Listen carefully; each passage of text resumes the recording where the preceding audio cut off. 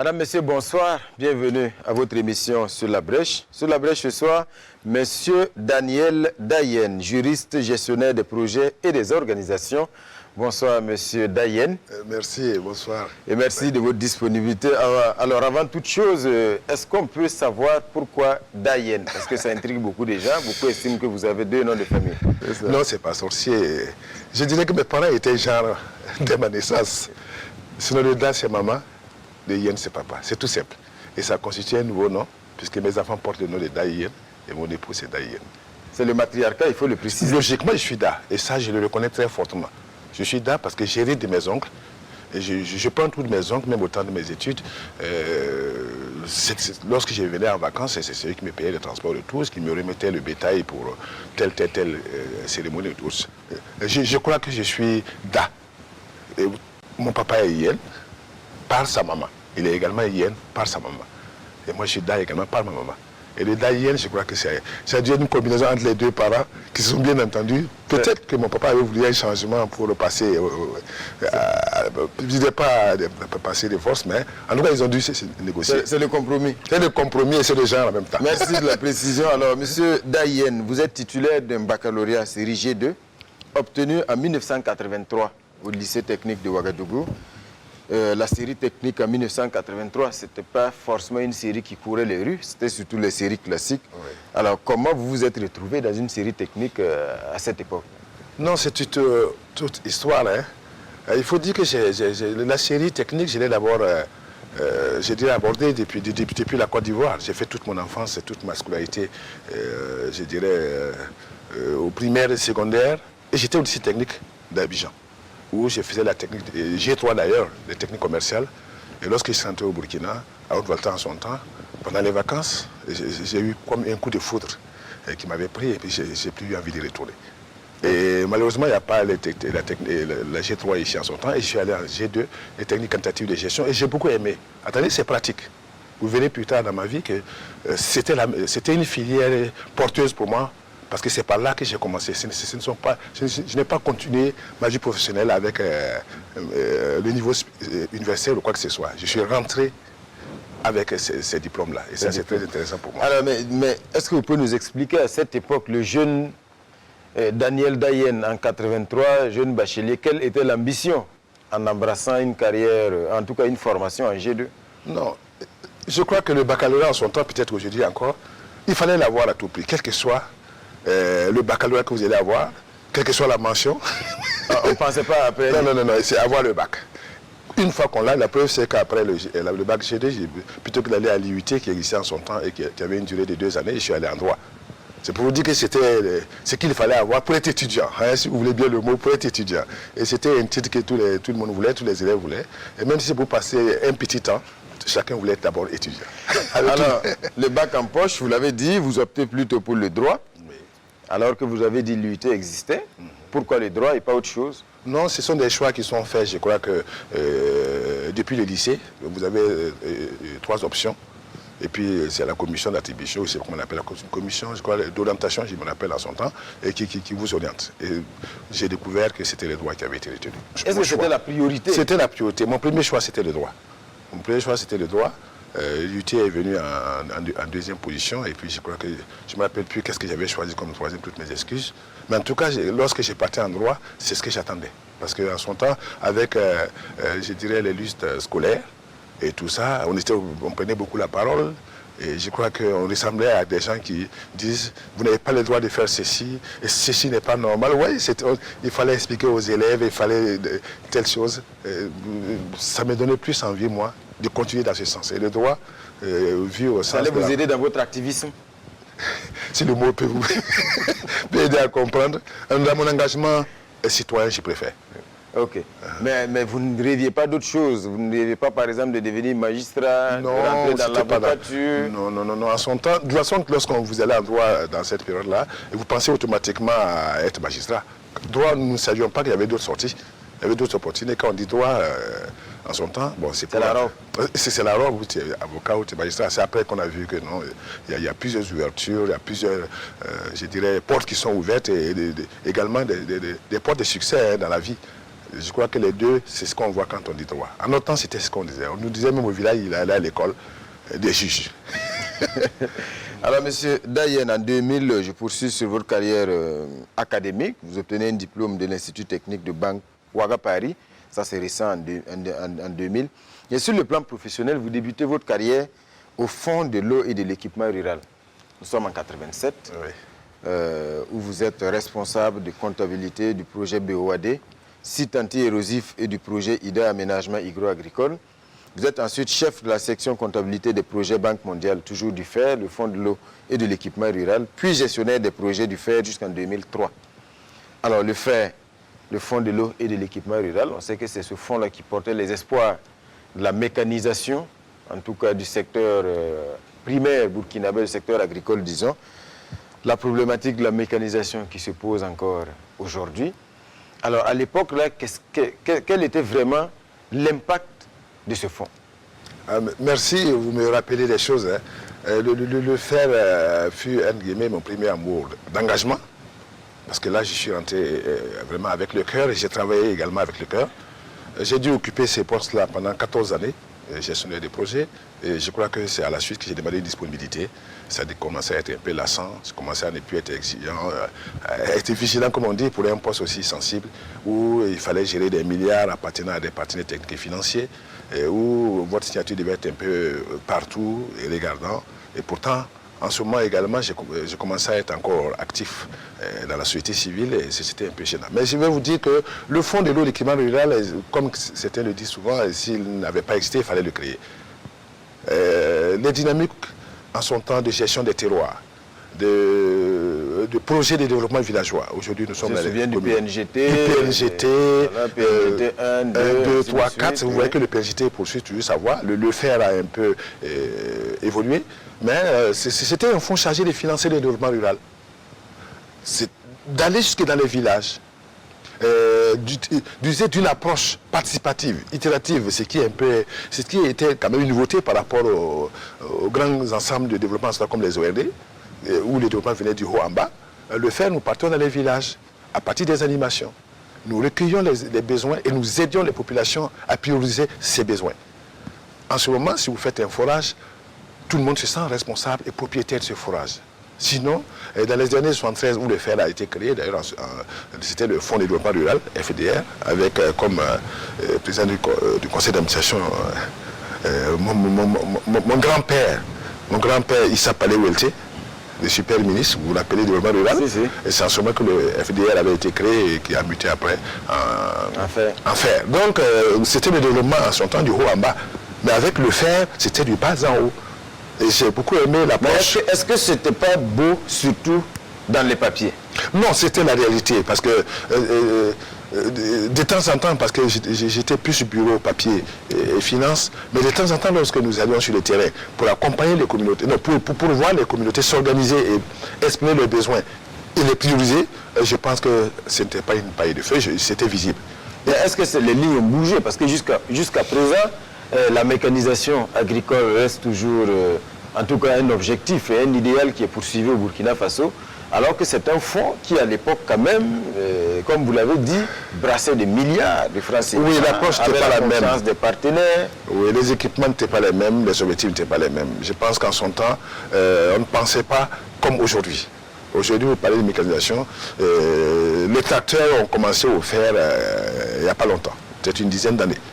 En son temps, c'était les charrues, c'était aider les populations à s'organiser et à tenir en main. Ce n'est pas leur donner des équipements qui les dépassaient. Du reste, les premiers tracteurs qui ont été remis à des agriculteurs, sinon il faut dire, peut-être c'est le terme des agriculteurs, vous allez voir dans les villages, vous les verrez, ça orne les maisons. Et ça ne servait pas à toute la population. C'était comme un outil, vous vous rappelez un peu ces histoires des charrues, de combien de tracteurs, un outil de prestige dans le village, garé et qui ne sert pas aux autres, mais à soi-même. Donc je crois qu'aujourd'hui, la dynamique, c'est qu'il faut s'organiser. Ce n'était pas la même chose. Et je reconnais avec vous qu'il y avait des insuffisances, mais c'était le moyen de bord. Attention, nous éjections un montant donné par village, qui ne devait pas excéder en son temps 22 millions. C'est ce qu'il faut, à moins que ce soit une grappe de village.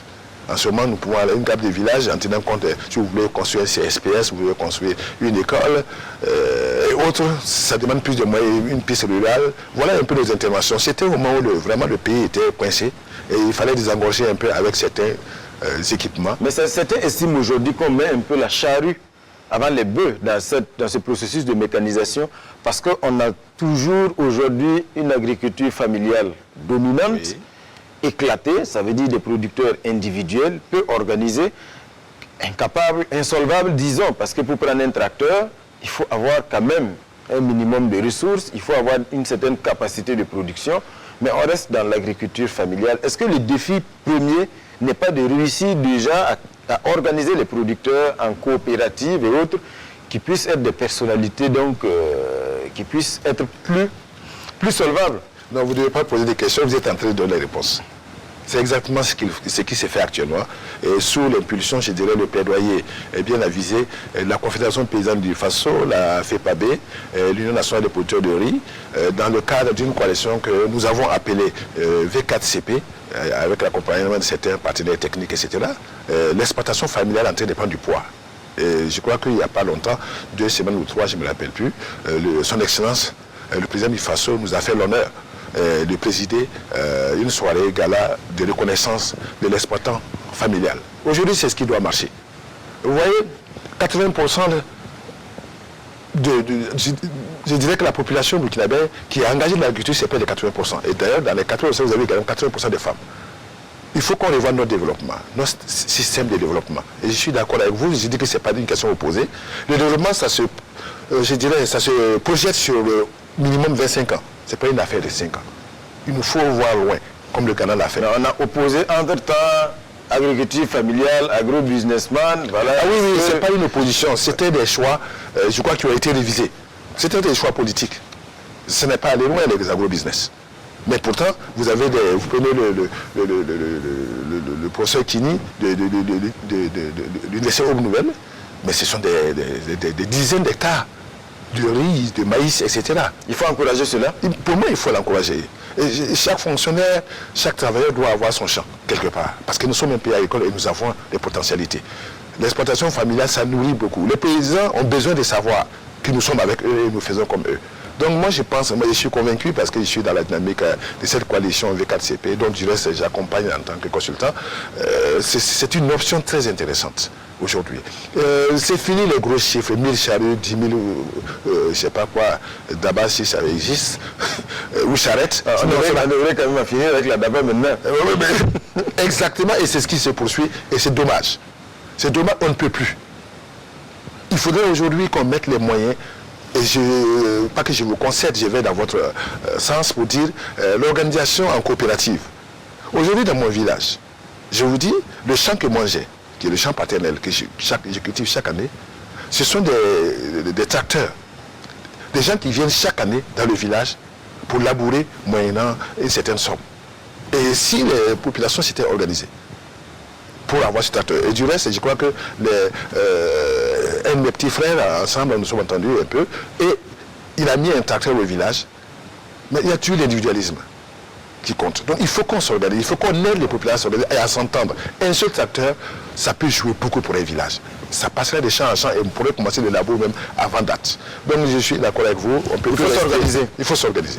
À la 2004-2008, vous avez dit, vous prenez une disponibilité au niveau du fer, ouais, parce que vous en aviez certainement assez. Et donc, ou peut-être que vous avez eu des propositions beaucoup plus, disons, beaucoup plus alléchantes. Oui, ça réalise pas assez forcément, c'est surtout pas, parce que je suis toujours allé au fer toutefois. J'aime bien cette maison, mais j'avais eu une proposition qui me faisait monter un peu plus. Que vous ne pouviez pas refuser. Avec le cabinet Impact Plus. C'est ça. Et donc, vous êtes au projet d'appui, au programme multisectoriel de lutte contre le sida, oui, 2004-2008. Ensuite, directeur exécutif de la Fondation Réussie, oui, par la suite. Oui. Et depuis 2009, vous êtes coordinateur de l'ONG Réseau Afrique Jeunesse, ONG africaine d'information et de formation de la jeunesse. Oui. Là également, c'est un gros défi. On va parler de beaucoup de choses, parce que vous avez beaucoup de casquettes. Après l'agriculture, après la santé avec la lutte contre le sida, nous sommes donc à la problématique de la jeunesse. Jusqu'à présent, le problème du chômage se pose. Ouais. Alors au niveau de cette ONG, quelle est la vision que vous avez? Comment sortir de ce problème? Parce que chaque année, on voit qu'il y a des promesses de créer des milliers et des milliers d'emplois, mais on a l'impression que jusqu'à présent, quand on parcourt nos rues, on voit trop de grains avec trop de jeunes désœuvrés qui sont assis à prendre le thé. Voilà, quelle formule aujourd'hui? Oui, merci d'avance. Je crois qu'avec les jeunes, d'abord, il faut partir du réseau Afrique Jeunesse, qui est une ONG nationale. En fait, c'est une ONG africaine. Elle a été créée à Nairobi par les grands mouvements africains, Scout, GIEC, YMC, YCS, etc., sous l'impulsion de l'UNESCO. Donc j'avais la charge d'ailleurs de la coordination de sa consultation des ONG d'Afrique auprès de cette institution UNESCO. Et c'était en 90, après l'annonce, je dirais, le message d'Abol de François Mitterrand plutôt, et que l'Afrique devait se lancer dans une démocratisation tous azimuts. Il fallait alors une jeunesse active, dynamique, responsable et engagée dans le processus de développement. C'est en ce moment qu'il fallait commencer à ouvrir les yeux des jeunes. Nous étions dans cette période dans les partis politiques uniques, des partis uniques de la quasi-totalité des pays, au Togo, en Côte d'Ivoire, un peu partout. Et voilà un peu la dynamique. Notre vision en son temps, c'était avoir une jeunesse dynamique, active et responsable et engagée dans le processus de développement. Et sur cette base, nous nous sommes dit qu'il faut former les jeunes pour prendre conscience de leur situation et savoir que c'est à eux de se développer. Le chômage, ce que vous venez de citer, était un élément, je dirais même une bataille que nous menons. C'est pour cela que dans notre plaidoyer, au réseau Afrique Jeunesse et d'autres structures de jeunesse, il y a encore peut-être une dizaine, une quinzaine d'années, mais pas une dizaine, peut-être cette fois-ci une quinzaine d'années, nous avions réussi à obtenir un ministère de la jeunesse sans les sports. Pendant longtemps, vous entendez chez la jeunesse et sport. Jeunesse sport, non. Nous avons dit que les sports, c'est franchement, ça fait partie un peu des loisirs, des occupations ludiques, etc. La jeunesse est non une préoccupation majeure qui pousse, etc. C'est pas que je néglige le sport, parce que le sport est très important et ça va ensemble avec les.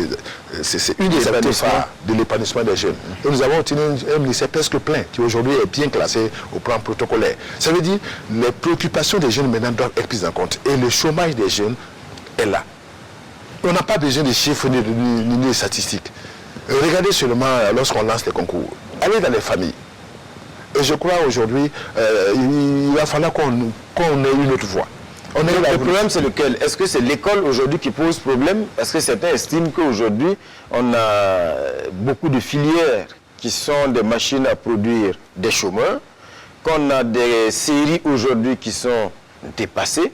Je parle de séries de formation, vous avez fait G2, moi j'ai fait A4, certains ont fait d'autres séries, beaucoup estiment aujourd'hui qu'il faut peut-être passer à autre chose avec plus de doses de professionnalisation, disons, de la profession. Est-ce que vous êtes d'avis? Je suis parfaitement d'avis, il n'y a même pas à aller ailleurs. Si Kagame est venu au Burkina prendre des expériences, allons au Rwanda, allons au Ghana pour prendre des expériences. Et si vous croisez encore des jeunes Ghanéens dans la rue à Ouagadougou, est-ce que vous, en tant que Frenchman, avec votre CFA avant, où nous on va à Bolka, en tant qu'étudiant à Bolka Tenga, à Navrongo, excusez-moi le terme pour faire le malin, à peu près, aujourd'hui, est-ce que vous les voyez ici? Non, c'est une dynamique. Tous ces jeunes que vous voyez ici étaient des bacheliers.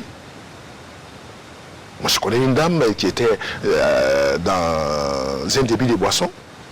Aujourd'hui, elle est inspectrice des douanes à Tema. Elle tient tout un service, elle était venue jusqu'à un niveau, et elle venait juste pour, je dirais, prendre corps avec la vie, et pour repartir, il faut qu'on le voie un peu. Le Burkina est très jeune, nous ne comparons à personne. On dit parfois que nous sommes avant-derniers, mais c'est un très bon rang, puisque nous vivions heureux, n'eût été les questions de sécurité qui nous gênent aujourd'hui, je pense, pour avoir fait beaucoup de pays. J'admire notre façon de vivre, notre vivre ensemble, l'intégration des peuples. Donc la question du boulot doit être pareille. C'est la solidarité qui sauve un peu les situations, si bien qu'on ne voit pas les jeunes se plaindre trop, ni... Parce que pour le moment, pour la plupart, tous rêvent, en tout cas pour le plus grand nombre de la fonction publique. C'est pas un rêve. Et du costume... Ce n'est pas du tout un rêve hein, pour eux. Pièce. Non, c'est pas un rêve.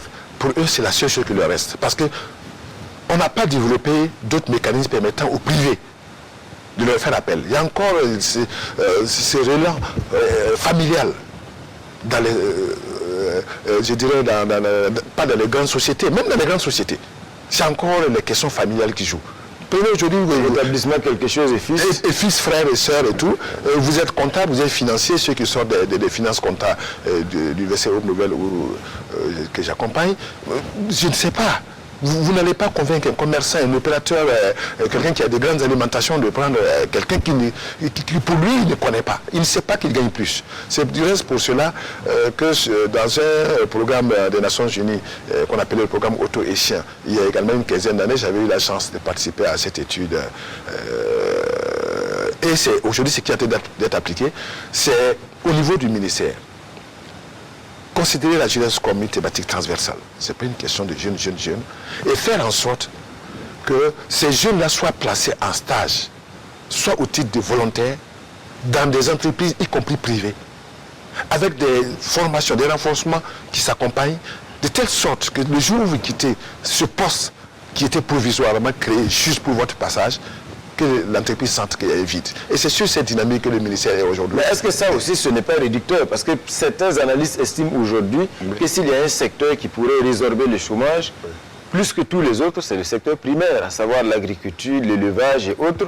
Mais aujourd'hui, on a l'impression que ça ne fait pas rêver. Non, je crois que c'est la mentalité. On n'est pas arrivé à ce stade. Soyons francs. Soyons francs. Disons les choses au village. Les gens ne quittent pas venir au collège, à l'université, et je vous l'ai dit de retourner. On a vu l'expérience que la Révolution avait faite avec certains cadres aujourd'hui du pays, à Oussouloum. Dès le premier concours, ils sont tous venus à Ouadou pour passer le concours. Pourtant, on connaît que c'était le retour. Le retour à la terre, ça ne se décrète pas, ça ne s'efforce pas. Vous avez, nous, lorsqu'on a... Mais il faut créer les conditions. Déjà créer des écoles qui forment au métier de l'agriculture.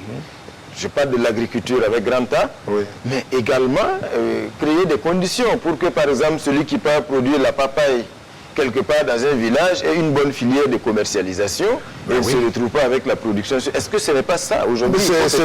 Je vais renforcer tous les maillons de la filière agricole. Je ne suis pas très spécialiste, mais oui, toute la filière, toute la chaîne.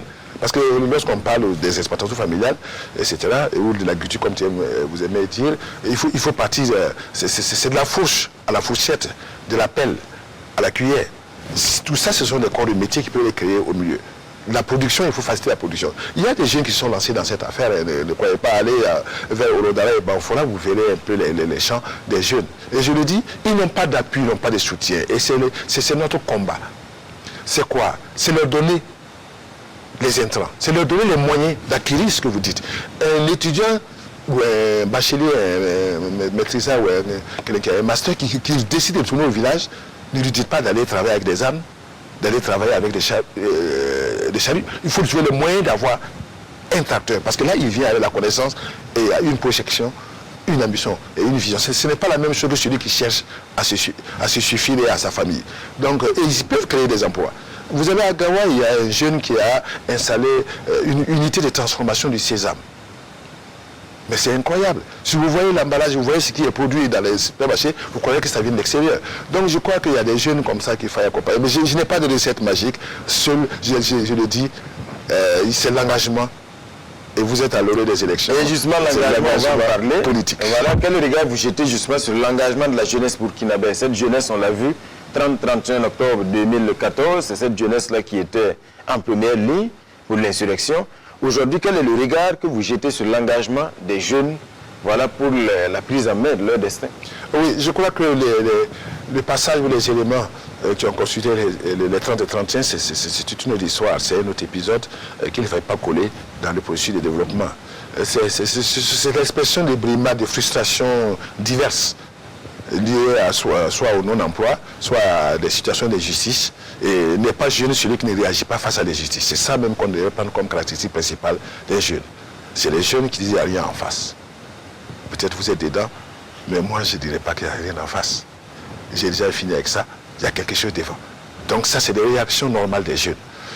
Face à la justice, face à des brimades, face à des situations vécues depuis longtemps. Ce n'était pas seulement l'article 37 qui les a... Est-ce qu'on n'a pas une jeunesse qui fait plus dans la contestation aujourd'hui que plus dans la construction?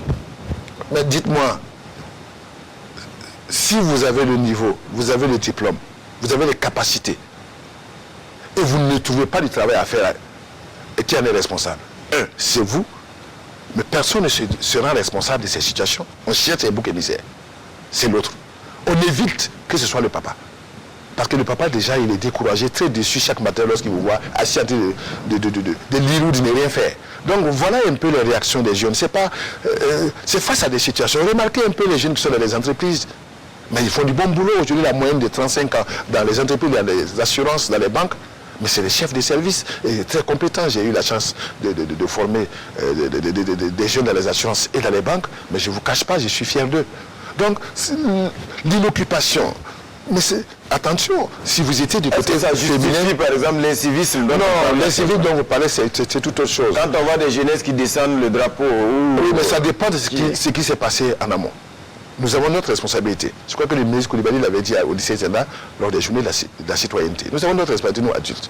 Nous sommes le reflet, le miroir. C'est sur nous que les jeunes regardent pour faire. Nos comportements, nos attitudes, un peu, je dirais, de suffisance, et parfois même de manque de considération à leur endroit, ça crée cela. Non, on n'a pas les bonnes attitudes. Excusez-moi, je n'accuse personne. Nous sommes à l'orée des élections et en tant que vice-président de la CODEL, je me dois de me retenir sur un certain nombre de sujets qui puissent arranger tel ou tel. Donc, je ne peux pas aller trop loin là-dessus. Mais sachez que les civils dont vous parlez, non. Il y a des situations parfois de discipline. Et parfois, c'est des réactions de ras-de-bol. Il ne faut pas les prendre. Le civisme, c'est quoi le civisme? Le civisme, c'est le respect des règles et des valeurs. Non, d'abord des règles et des lois que nous nous sommes données. Viendront après les valeurs. Mais quelles sont les valeurs qui sont véhiculées par les politiques? Je suis désolé. Mais les valeurs, ce n'est pas que les politiques, il y a aussi les parents. Mais j'arrive sur les parents. Je pense que c'est... faut pas décaler les parents. Non, vous parlez de civisme, moi j'ai parlé d'indiscipline. Est-ce qu'on se comprend un peu? Si je rentre en famille, dans le civisme, il y a des valeurs morales que j'ajouterai. Mais je ne parlerai plus d'indiscipline dans la maison. Que l'enfant, soit c'est un laisser-aller, soit c'est... il a son diplôme, il ne fait rien, le papa s'accuse la maman. Surtout si c'est une fille, la maman pleure en elle-même. Parce que les femmes, c'est avec le cœur qu'elles réfléchissent, qu'elles travaillent. Ça fait plus mal de voir une fille qui a 25 ans, 27 ans avec un diplôme et qui ne fait rien. C'est cette lutte qu'il faille mener. Donc, comprenez un peu que les gestes qui sont posés par les jeunes, moi, je ne les accuse pas forcément, mais je le dis toujours, n'est pas jeune celui qui ne réagit pas face à la justice. Allez au fond. Peut-être qu'ils sont extrémistes dans leur réaction. Nous, on ne le ferait pas. À notre âge, on ne le ferait pas. Mais on a tous fait cela. Hein. Attention, nous avons libéré Sankara. J'ai fait partie de ceux qui ont guidé depuis le lycée technique, qui ont guidé avec Emma Alain, les Rodrago Oumarou, je peux vous citer des noms, Touré, et tout ça. On est sorti, on a bravé de la crie, etc. C'était la jeunesse. Mais les 30-31, c'était pas la même façon. Regardez ceux qui sont dans la rue, c'était les jeunes. C'est comme ça être jeune. C'est réagir, être actif, engagé et comprendre un peu. Non, c'est le patriotisme. Ce n'est pas de la violence. C'est aimer son pays lorsqu'ils agissent ainsi. Dites à ceux qui sont en face d'éviter de les considérer ainsi. Regardez ce qui se passe en Côte d'Ivoire, ce qui se passe. Dites-moi, est-ce que celui qui sort en Côte d'Ivoire ou en Guinée, c'est pour être président? C'est parce qu'il n'a pas pu être président. Est-ce que, si vous regardez les photos, les ceux qui sont devant, dans l'armée, on dit, en première ligne, ça veut dire allez vous faire tuer. Non, c'est un état d'esprit. C'est un moment de courage qu'il faille savamment utiliser et non craindre. Alors, monsieur Dayen, au-delà de ce parcours professionnel, vous êtes également, vous l'avez cité, je l'ai déjà dit, une grande figure du milieu des organisations de la société civile. Vous êtes notamment l'un des fondateurs de la Ligue des consommateurs, 1992, vice-président aujourd'hui. Une ligue qui brille souvent par son silence. En tout cas, c'est l'impression que beaucoup ont sur des questions pourtant importantes pour les consommateurs. Beaucoup de récriminations. On a vu toutes les querelles de chiffonniers qu'il y a eu entre-temps au sein de cette ligue et qui ont contribué également à ternir l'image d'une association censée défendre l'intérêt de tous. Alors, quel est le problème avec la Ligue des consommateurs? Merci, monsieur le vice-président. Merci, monsieur. Bon, d'abord, je viendrai sur lesquels dont vous parlez en dernier, parce que c'est tout à fait normal, ça existe dans toutes les structures. Actuellement, même les grands partis politiques sont encore dans ces genres de querelles. Allons-y sur le silence dont vous parlez. Vous voyez, c'est l'occasion que vous nous donnez peut-être de mieux expliquer ce que nous sommes, ce que nous faisons, et que les gens ne voient pas. La Ligue des consommateurs, c'est une organisation de la société civile. C'est une association loi 064, tout comme la loi 10. C'est-à-dire c'est vous, moi, qui nous sommes mis ensemble pour défendre nos intérêts et défendre l'intérêt général. Avec nos moyens. Mais vous voyez où la confusion, où ça vient, c'est que la Ligue des consommateurs intervient dans tous les secteurs de la vie. J'aime dire, depuis votre naissance, vous consommez les services de la sage-femme et de la maternité. Et à vos derniers jours, vous consommerez également les services, un autre service. Le plus tard possible. Le plus tard possible. Pour venir ici, vous avez acheté de l'essence, vous avez un véhicule, vous avez pris un café quelque part, vous allez manger à midi, et vous allez dormir dans une maison, vous avez besoin d'électricité, vous avez besoin d'eau. Dites-moi encore, vous allez prendre des services d'assurance, vous avez besoin de sécurité de la police, d'ailleurs on en parle un peu, police et coups, etc. Voilà un peu tous ces domaines qui constituent la consommation. L'administration générale avec tous ces départements. Mais les insuffisances qui sont constatées, où vous dites vous n'entendez pas la Ligue, à qui on devrait s'adresser? L'État, c'est notre État, c'est pas nous. La Ligue des consommateurs est une OSC, et l'OSC c'est tout sauf l'État. Et l'État, c'est nous qui nous donnons les moyens à travers les impôts et les taxes, et nous choisissons un chef d'État qui met un dispositif en place pour que nous soyons heureux et que tous nos droits soient respectés. Tous nos droits soient respectés. Lorsque les droits ne sont pas respectés, et que la Ligue des consommateurs a connaissance, elle revendique ses droits au nom de l'intérêt général. Elle défend ses 8 droits principaux. Et également, elle sensibilise les populations, les citoyens, les consommateurs, ce que vous êtes, sur également vos devoirs. Mais revenons. Dans tous les services, dans tous les ministères, vous avez une ossature très intéressante, forte, de protection du consommateur. Vous avez des inspections. Vous allez à la santé, vous avez des inspections. Vous allez à la santé animale, vous avez des vétérinaires. Est-ce qu'à la Ligue des consommateurs, vous veillez justement sur ça? Parce que quand on va sur la place du marché, et qu'on voit souvent, c'est le ministère du Commerce qui sort, qui ramasse des produits frélatés, impropres à la consommation et tout ça. Ben, parce que nous, vous représentez tous les consommateurs. Vous devez défendre nos intérêts, vous êtes en train y compris notre santé. Attendez, vous êtes en train d'affirmer exactement ce que nous sommes. Le ministère du Commerce est en train de faire son travail pour lequel on l'a instruit et que nous avons remis les moyens. Je ne sais pas si vous me faites comprendre. Le budget de l'État est réparti et le ministère du Commerce fait son travail. Si vous voyez la Ligue des consommateurs au marché, c'est pour interpeller celui qui n'a pas fait son travail. Attention, vous ne le saurez pas. Vous ne le faites pas souvent. Ah, j'ai dit, vous ne le saurez pas. Ce n'est pas des déclarations. Apparemment, vous aimez les déclarations. Ah oui, on les aime. Nous, en tant que consommateurs, on les aime, oui. Écoutez, je suis par hasard aussi un des formateurs à titre agréé en Afrique. Je vais vous dire une chose. Le consumérisme demande une approche discrète. Les victoires, ça ne s'annonce pas parce que vous allez gâter demain. Aujourd'hui, vous tombez sur un opérateur qui est en train de vous vendre un produit périmé et vous arrivez à lui faire retirer ces produits périmés, vous le félicitez. Parce que parfois c'est par l'ignorance et parfois par la recherche de gains. Nous avons des gros, si vous nous entendez, c'est que c'est des grosses situations. Comme 22 000 tonnes de riz avarié, pourri, impropre à la consommation humaine et que la Ligue des consommateurs arrive à faire arrêter. Il faut applaudir. Il y a des grandes actions que vous ne pouvez pas voir. Il y a des plaidoyers, il y a des pressions que nous faisons. Mais je rappelle, nous sommes une association avec des cotisations. La Ligue des consommateurs, en tant qu'association de collectivité publique, a une subvention de 10 millions qui n'est pas tombée depuis 5 ans. Et le ministre actuel, et je félicite beaucoup, certainement avec ses origines un peu société civile, est en train de débloquer cette situation. Attention, ce que vous nous demandez, le ministère du Commerce a les moyens d'aller au marché. Et est assermenté. Nous n'avons pas le droit d'entrer dans une boutique, on n'a pas le droit de regarder ouvertement un produit. Nous faisons des simulations, nous en faisons des achats cachés, et lorsque nous détectons, je ne vais pas vous donner mais en tout cas, la guerre qu'il y a eu en temps, voilà, pour donner l'impression que les gens ne viennent pas pour servir. Non, c'est autre chose. La Ligue des consommateurs, c'est 22 000 cartes de membres, tous niveau baccalauréat minimum. Parce que le bas, excusez-moi, les populations là ne connaissent pas très bien en langue locale ce que c'est que le consommateur et la consommation. C'est pour ça qu'on nous confond d'ailleurs à l'État. Il y a le ministère de la consommation, le ministère du Commerce, le ministère de la Santé. Mais si c'est pour se servir, pour que vous vous battez. Non.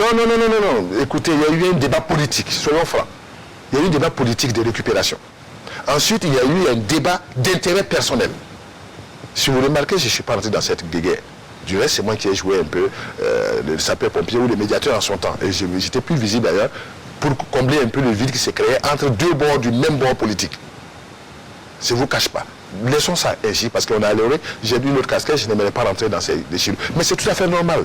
Une organisation où il n'y a pas de, je dirais, d'influence diverse serait amorphe. Et ce sont ces influences qui font l'équilibre de la vie des consommateurs. Au moment où vous voulez interpeller un opérateur économique ou une situation malencontreuse, vous avez forcément quelqu'un de l'intérieur qui fait partie de ceux qui sont certainement au pouvoir et qui va signaler rapidement. Mais avec l'équilibre, ça reste équilibré. Avec des gens qui sont impartiaux, nous ne sommes pas neutres. Nous sommes impartiaux, c'est deux choses différentes. Nous ne sommes pas neutres. Aujourd'hui, il y a une autre association parallèle. Il n'y a pas une autre, il y en a 5. Ah, voilà un peu où... donc, est-ce que ça ne vous affaiblit pas tout ça? À ce moment, vous êtes en train alors vous devez alors vous dédire pour dire c'est une association. Il y en a 5 qui portent le nom consommateur. Et il y en a des dizaines au Burkina parce que l'association pour le droit au logement est une association consommateur. Moi, je suis responsable pour l'Afrique de l'Ouest, les pays de l'UEMOA, de la CEDEAO, plutôt les pays de l'UEMOA, sur cette question. C'est moi le coordinateur, disons, de l'espace UEMOA. Je vais vous dire, au Sénégal, il y en a 15, en Côte d'Ivoire, il y en a 22. Donc c'est normal. Non, c'est des associations. C'est pour ça que lorsque vous dites on ne vous entend pas, on ne vous voit pas, mais il y en a 6. Parce que la Ligue est un peu victime de sa... Je ne sais pas si c'est... est-ce que c'est sa pointure, sa popularité ou bien etc. Mais comprenez-nous, nous nous satisfaisons. Si on fait peur, tant mieux. Monsieur Daniel Dayen, vous êtes vice-président de la CODEL, vous avez dit, la coalition pour l'observation domestique des élections. Cette coalition qui a réussi un coup de maître en 2015 dans l'accompagnement et dans, en tout cas, l'action de vigilance sur le processus électoral. Et cette année, vous remettez le couvert. D'abord, pourquoi observation domestique et pas indépendante? Merci pour la précision à donner. Non, je crois qu'on est habitué aux observations. Elles sont indépendantes, parfois venant de l'Afrique du Sud, de Nouvelle-Zélande, de Nouvelle-Guinée, Papouasie, qui débouchent à l'aéroport dans notre poussière, sans nous connaître. On se ressemble tous. Et puis, on dit qu'on observe. Non, on observe. On vient prendre le pouls. Mais l'observation domestique, le plus l'observation domestique, c'est quoi? C'est qu'à Péré, à Flangoutou et à Kankalaba, l'observateur c'est la maison. On se connaît, on sait qui va aller voter 2 fois, on sait qui est en train de faire du faux. Et nous avons mis un dispositif de 6 000 observateurs pour les dernières élections, et cette fois-ci 3 800, un peu réduit. Et c'est en fonction aussi de la réduction faite aussi avec les situations sécuritaires. Nous avons aussi nos critères où il ne faut pas aller, où il ne faut pas exagérer. Mais aujourd'hui, vous êtes fin prêt. Nous sommes fin prêt avec 3 800 observateurs, dont près de 500, 600 auront des smartphones, des téléphones avec un dispositif tout prêt. Et nous sommes déjà en formation depuis ce matin de 200 moniteurs. Moniteurs sur les conflits, c'est-à-dire détecteurs de situations conflictogènes. Et rapidement va informer l'autorité. Nous avons un dispositif. Nous faisons une observation maison, une observation d'appui pour des élections apaisées. Nous n'attendons pas la fin pour faire des communiqués de condamnation ou des communiqués nonobstant quelques irrégularités. Mais je pense à celui à qui vous pensez, par exemple. Alors, le processus électoral est lancé. La machine tourne à plein régime au niveau donc de la Commission électorale nationale indépendante. Et l'acte, en tout cas, cette semaine, ça a été le rapport d'audit du fichier. Un audit donc qui a été fait par des experts internationaux et qui estiment dans l'ensemble que, en tout cas, le fichier est bon pour les élections, tout en relevant bien sûr quelques faiblesses et des recommandations pour permettre de parfaire davantage ce travail-là. Alors, quel est le regard que vous jetez sur l'ensemble de ce processus? Objectif des élections démocratiques, apaisées, transparentes le 22 novembre. Est-ce qu'on est sur le bon chemin? Une fois de plus, merci. Je crois que, plus qu'auparavant, et jamais vu du reste, pas dans ce pays, dans cet espace ouest africain, une élection où à une semaine près du début de la campagne, il n'y a pas grand-chose à dire en matière de risque. Quand je dis des risques, il y a d'autres risques, on pourrait en parler d'ailleurs, conflictogènes, mais ce n'est pas tellement ça. Nous nous réjouissons parce que c'est un travail qui est fait en amont par toutes les parties prenantes. Les ONG, les OSC. Même jusqu'à hier encore, il y avait encore des rencontres, une sorte de dialogue citoyen autour des questions électorales. La CODEL a dit, au sortir des élections de 2015, nous avons dit, après les élections, tout n'est pas fini. Depuis 2015, nous sommes intéressés à toutes les situations conflictogènes. Nous sommes allés à tous les conflits qui se sont déroulés pendant les élections municipales. Nous avons les dossiers de de ce que vous avez dû voir à un moment donné à la télévision avec des machettes. Nous sommes allés vers eux. Nous avons prôné la paix, la compréhension. Je vous assure qu'à certains endroits, les acteurs, les frères qui se détestaient, se sont embrassés avec des larmes. C'est ce travail, je dirais, très fait et fouiné que nous avons fait qui est intéressant. Et c'est ça qui se poursuit jusqu'aujourd'hui. Le débat politique est-il sain aujourd'hui au Burkina? Aujourd'hui, le débat politique, écoutez les partis, les invectives, les joutes. Oui, mais écoutez, est-ce que pour vous, aujourd'hui, nous avons une classe politique qui mène un débat sain? Non, ce qui se passe n'est pas extraordinaire. Vous suivez un peu Joe Biden et Donald Trump, qui soi-disant sont les grandes démocraties. Vous comprenez qu'à cette époque, à cette période-ci, je dis toute erreur ou toute pique qui peut rapporter et utiliser. Maintenant, il ne faut pas aller, je crois, à des calomnies, à des injures, vraiment à des insanités. Et c'est ça que nous veillons. Du reste, dans les jours à venir, nous inviterons les candidats qui sont retenus à une rencontre de signature d'une sorte de code de conduite ou de pacte au cours des élections, ce qui est interdit par la loi et ce que la société ne souhaiterait pas voir qui pourrait conduire à des conflits ne soit plus pignon sur lui. Nous pensons à des élections apaisées, mais nous pensons aussi au fair play électoral.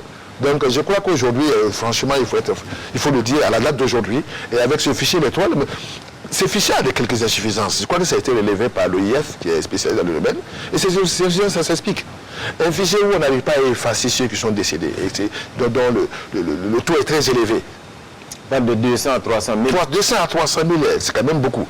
Et effectivement, ça joue sur, ça déséquilibre un peu le pourcentage des différentes couches qui participent, telles que les jeunes et les femmes, parce que les autres, etc. Donc je pense que c'est également près de, je crois, c'est 80% des villages sont touchés et vont être touchés, 90%, je ne sais pas de quel espace. Je pense qu'on peut faire avec. Je ne dirais pas ce que... Est-ce que tout est mis en œuvre pour qu'il y ait ce climat de confiance aujourd'hui dans la conduite du processus? Alors là, je ne vous cache pas que tout est mis en œuvre à tout degré. Que ce soit les ONG, que ce soit les partis techniques et financiers. J'ai eu la chance de participer à plusieurs rencontres. Non, attendez, la CENI, c'est l'acteur. Tout ce que nous faisons, c'est pour aider la CENI. Ah oui, il faut qu'on s'entende bien. Si vous voyez une organisation aujourd'hui se plaindre, c'est à la CENI de résoudre le problème. Maintenant, la CENI peut s'expliquer comme avec une lenteur qui vient de l'État, tel que ce qui s'est passé pour la révision des listes. Le temps qui a été pris, bon, il faut un décret pour que la CENI travaille. Donc les ONG, vous prenez le WANEP, la CODEL, vous prenez le réseau africain lui-même, nous sommes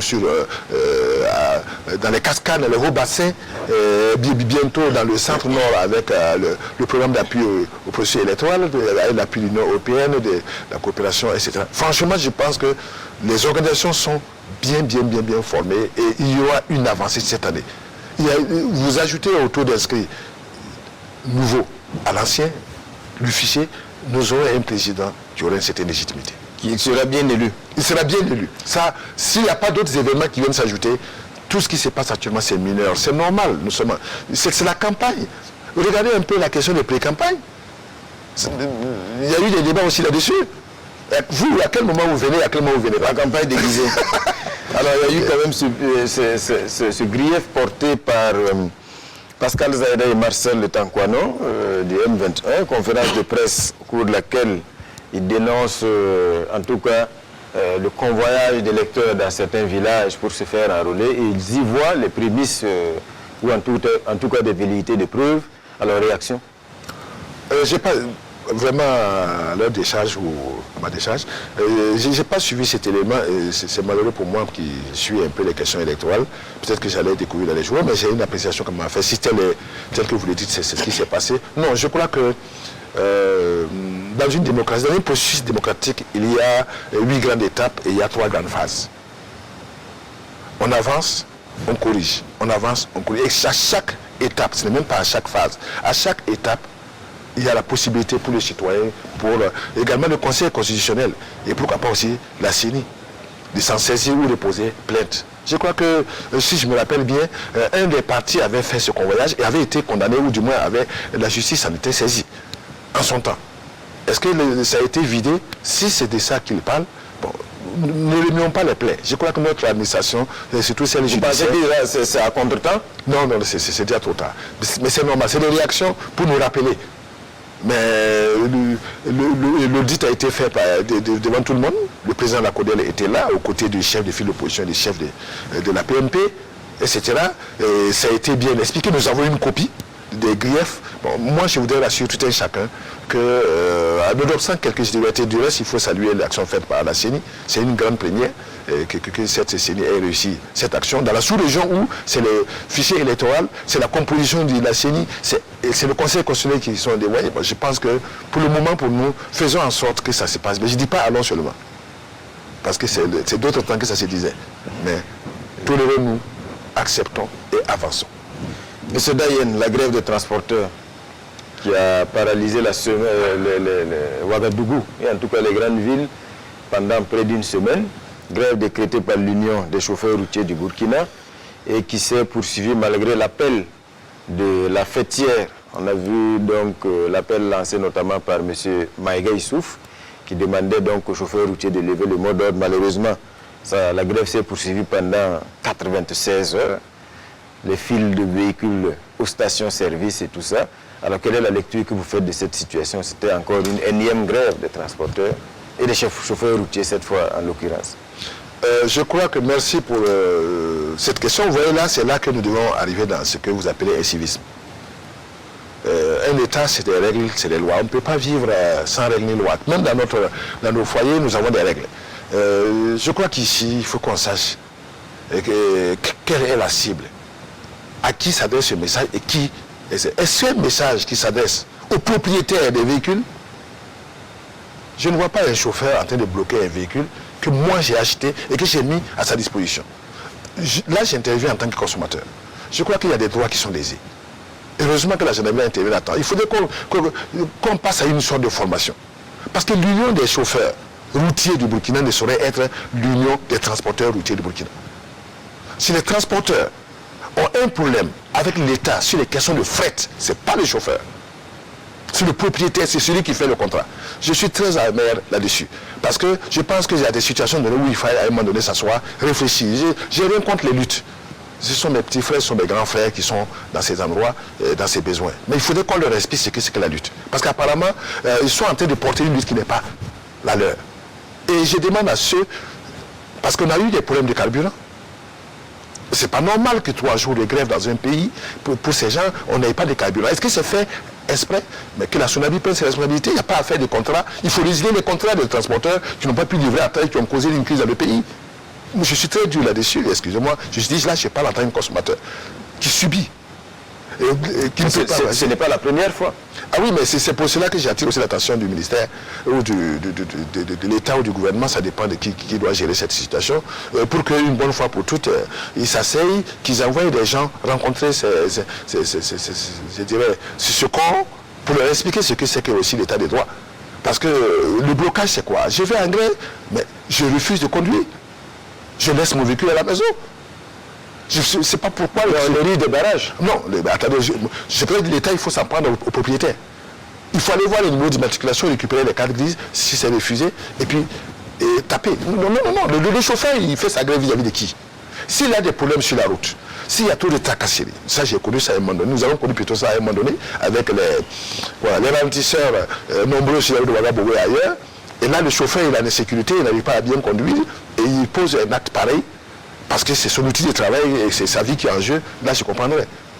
Mais les questions de fret, qu'est-ce qu'un chauffeur a à voir avec les questions? Mais les fret, justement, venons-en, on va en parler. L'État qui décide de confier justement la gestion de ce fret au CBC, au Conseil burkinabé des chargeurs, en tout cas en indiquant que les chauffeurs jusqu'à présent n'arrivent pas à mettre en place une organisation unique qui puisse peut-être assumer cela. Alors quelle est la lecture que vous en faites? Est-ce que le fret était accordé aux chauffeurs avant ou aux propriétaires des véhicules? C'est-à-dire aux transporteurs, si je veux dire. Non. Si c'était aux transporteurs. Voilà, je préfère ce terme. L'interlocuteur de l'État sur ce problème, ce sont les transporteurs. Et c'est la fêtière tenue par Maïga, que je connais personnellement, et qui est très, très, très avisée, et qui fait du bon travail. Il est au conseil également, oui, c'est ça le problème. Vous dites, vous n'avez pas dit qu'il y a eu des problèmes avec les consommateurs? C'est comme ça aussi chez les producteurs, chez les prestataires de services. Ce n'est pas forcément du gain. C'est une question d'influence. C'est une lutte d'influence, ce n'est pas une lutte pour avoir de l'argent. Mais comment confier le fret à des organisations fêtières? Non, on ne confie pas le fait à des organisations syndicales. s'il vous plaît. La gestion, je veux dire. Non, mais j'arrive, j'ai fait la précision. Non. Les unions dont vous parlez, c'est exactement comme la CGTB, comme l'USTB. C'est exactement comme, etc. Il ne faut pas confondre, on ne peut pas donner une organisation pareille. C'est ce qui se passe aussi avec certaines organisations du ce domaine des commerçants, où il y a une confusion terrible.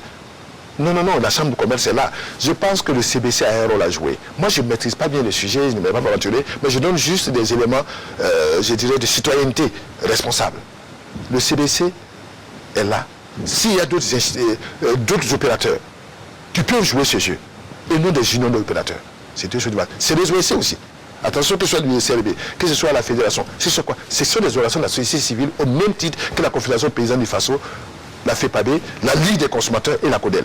Donc, on a besoin à un moment donné de nous asseoir, de recadrer les choses, de recadrer pour comprendre notre rôle de plaidoyer, de veille citoyenne, d'interpellation citoyenne, et pourquoi pas aussi, si ça arrive, de condamner certaines situations. Mais également d'être des, comment je vais appeler un peu, des acteurs de proposition, de mesures nouvelles ou de pistes nouvelles.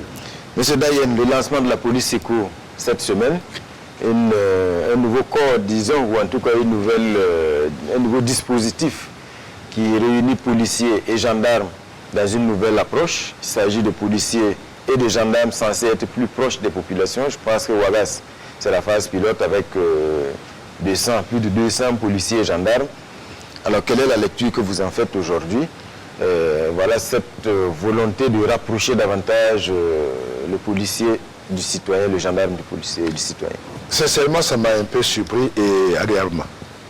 Je crois que là aussi l'État est en train d'assumer un peu ses responsabilités, je dirais, de porteur de droit, ou du moins d'obligation, c'est encore mieux, à savoir la sécurité.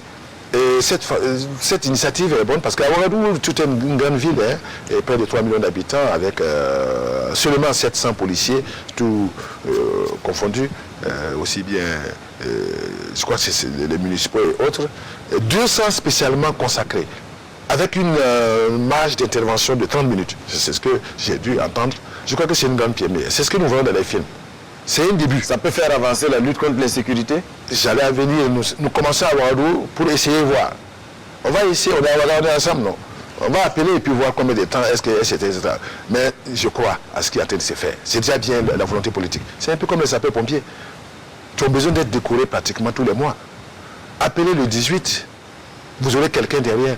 Et dans les 15 minutes, vous aurez une intervention. Même si elle est fausse, allons voir quand même.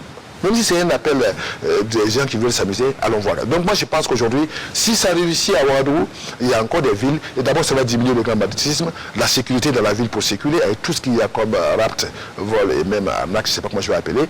Aujourd'hui, les gens ne feront plus justice soi-même, parce que dans les 10 minutes, que ce soit un problème avec je dis pas un voisin, avec quelqu'un qui crée des problèmes sur la circulation, ou vous voyez un peu les gens qui bloquent un peu la circulation aussi, parce que non, on a accroché juste son véhicule, et puis vous avez une chose qui va évoluer.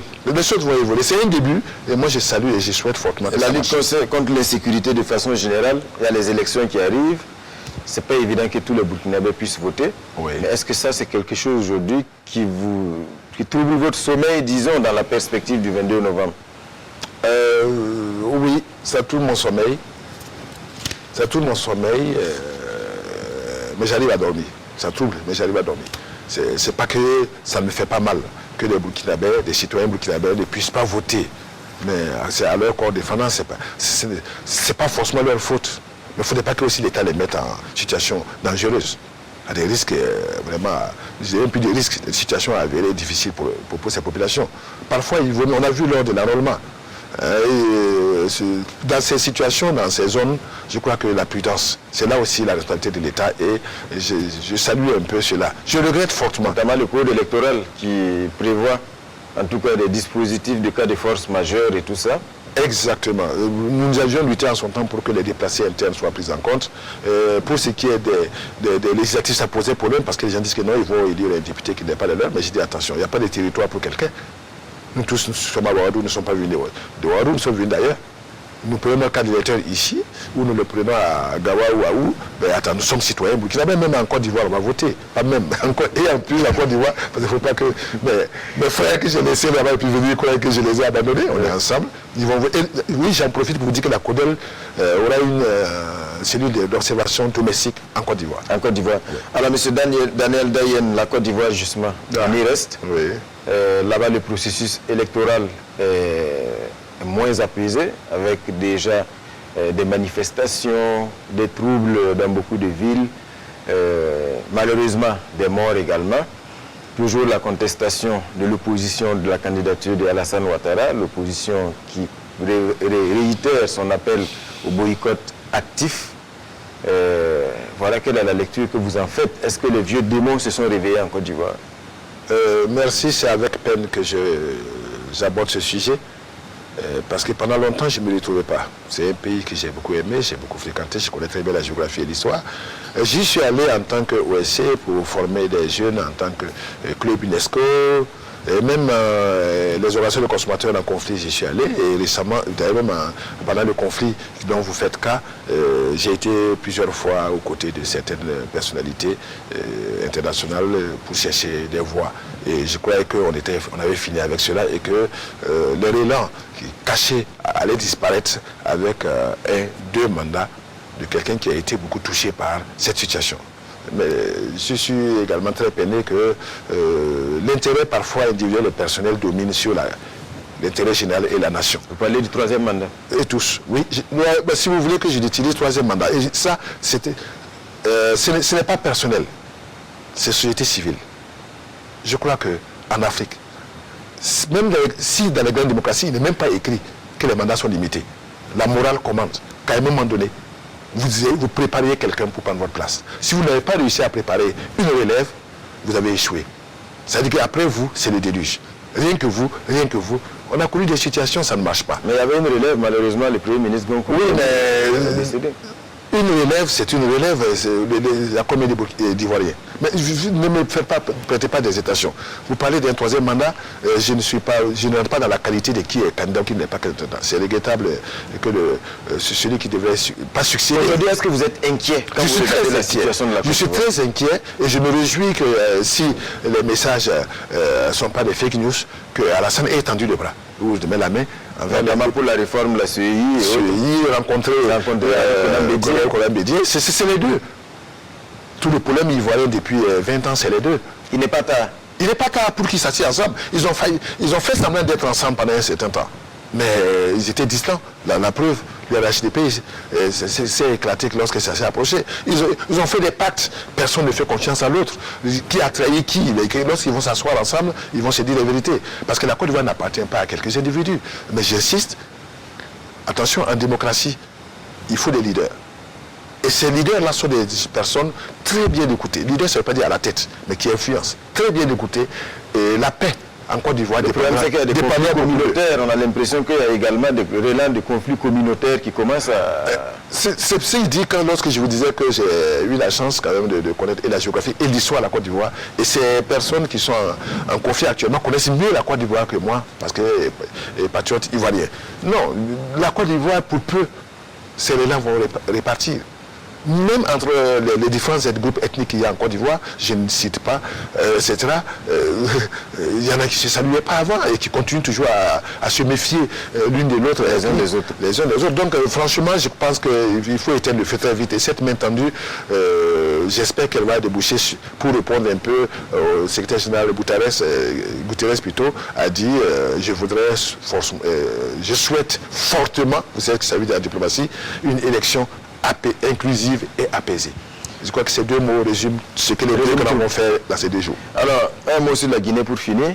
Et la Guinée, les élections, celui d'Alain Diallo qui s'autoproclame vainqueur dès le lendemain, des résultats qui tombent progressivement, qui donnent Alpha Condé plutôt en tête, avec des manifestations dans plusieurs quartiers de Conakry et dans d'autres villes, déjà des dizaines de morts signalés. Votre lecture? Écoutez, je souhaite vraiment un très bon travail à Cissé Cabinet, le président de la CENI, qui est un des éléments que j'ai eu la chance de former et qui aujourd'hui se trouve dans cette tâche. Moi, en tant que CODEL, il est difficile de faire des appréciations qui puissent jouer plus tard. Mais ce que je peux dire à chaud en tant que d'AIN, c'est que vous voyez, depuis un certain temps, la Guinée ressemble à un état de non-droit.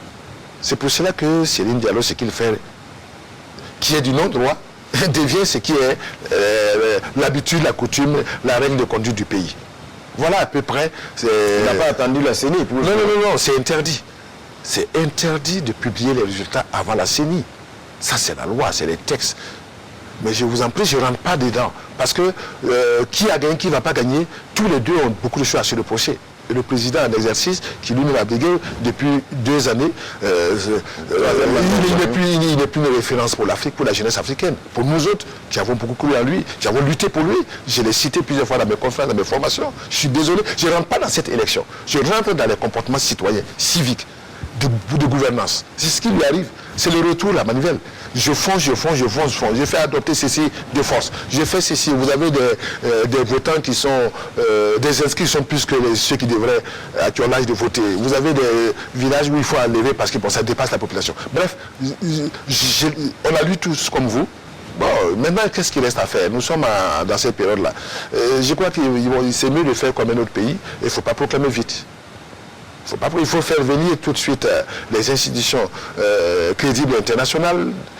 Est-ce que ce n'est pas ça le problème? Quand il y a des élections présidentielles, c'est mieux que dès le lendemain, les résultats tombent. Ça coupe court à... Vous connaissez l'Afrique. On fait semblant, mais le même jour, tout le monde a les résultats. Nous avions les résultats, les 53% de son excellent Roch Macky Sall Cameroun, nous les avions le même jour avant minuit. Après, c'est quoi? Les déploiements sont finis partout avant minuit. Les informations nous sont parvenues. Nous pouvons les avoir, nous, avec nos 6000 observateurs, par photocopie, et plutôt par photo, envoyée, par WhatsApp, et tout, on aurait les compilations. Donc, pourquoi ça dure et c'est au compte-gouttes? Mais tout ça aussi, ça nourrit un peu la suspicion. Donc, j'invite franchement les Guinéens à la paix. Ce n'est pas la fin du monde. La Guinée ne finira pas avec 2020. Nous avons encore 3020. Merci, monsieur Daniel Dayen. On va s'arrêter là ce soir. Merci d'être passé sur le plateau de l'émission Sur la Brèche. Voilà, mesdames et messieurs, un rappel, l'invité ce soir était donc monsieur Daniel Dayen, juriste, gestionnaire des projets et des organisations, avec de multiples casquettes. Merci à vous de nous avoir suivis et je vous donne rendez-vous le dimanche prochain pour un autre numéro de votre émission.